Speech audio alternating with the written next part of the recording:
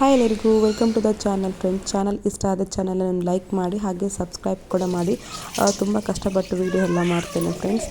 ನಿಮಗೆ ಲೈಕ್ ಮಾಡಲಿಕ್ಕೆ ತುಂಬ ಹೊತ್ತೇನು ಬೇಡ, 1 ನಿಮಿಷ ಸಾಕು. ಇಷ್ಟ ಆದರೆ ಲೈಕ್ ಮಾಡಿ ಹಾಗೆ ಶೇರ್ ಕೂಡ ಮಾಡಿ ಫ್ರೆಂಡ್ಸ್. ಬೆಳಿಗ್ಗೆ ಎದ್ದ ತಕ್ಷಣ ನಾನೊಂದು 6:30ಗೆ ಎದ್ದೇಳ್ತೇನೆ. ಇಲ್ಲ ಅಂತ ಹೇಳಿದರೆ ಬೇಗ ಎದ್ದರೆ ನನ್ನ ಮಗ ಕೂಡ ನನ್ನ ಜೊತೆನೇ ಎದ್ದೇಳ್ತಾನೆ. ನಾನು 6 o'clock ಎದ್ದರೆ ಅವ್ನಿಗೆ 6 o'clock ಎದ್ದೇಳ್ತಾನೆ.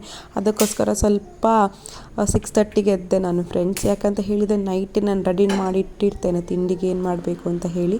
ಇಲ್ಲ ಅಂತ ಹೇಳಿದರೆ ಬೆಳಿಗ್ಗೆ ತುಂಬ ಲೇಟ್ ಆಗುತ್ತೆ ಅಂತ ಹೇಳಿ ನನ್ನ ಮಗ ಬೇಗ ಎದ್ದೇಳ್ತಾನೆ 6 o'clockಗೆಲ್ಲ.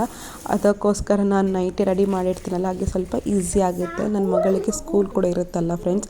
ಹಾಗೆ ನನ್ನ ಮಗನ ಇಟ್ಕೊಂಡು ಆಟ ಆಡಿಸ್ತಾ ಇದ್ಲು. ಈ ಕಡೆ ನಾನು ಅವಳಿಗೆ ಟಿಫಿನ್ ಎಲ್ಲ ರೆಡಿ ಮಾಡ್ತಾ ಇದ್ದೇನೆ. ಅವಳಿಗೆ ಸ್ನ್ಯಾಕ್ಸಿಗೆ ಆ್ಯಪಲ್ ಹಾಕಿದೆ. ಅವಳು ನನಗೆ ಆ್ಯಪಲ್ ಬೇಡ ಅಂತ ಹೇಳ್ತಾ ಇದ್ಲು ನನ್ನ ಜೊತೆ. ನಾನು ಹೇಳಿದೆ ಅದನ್ನೇ ಕೊಂಡೋಗಬೇಕು ಅಂತ.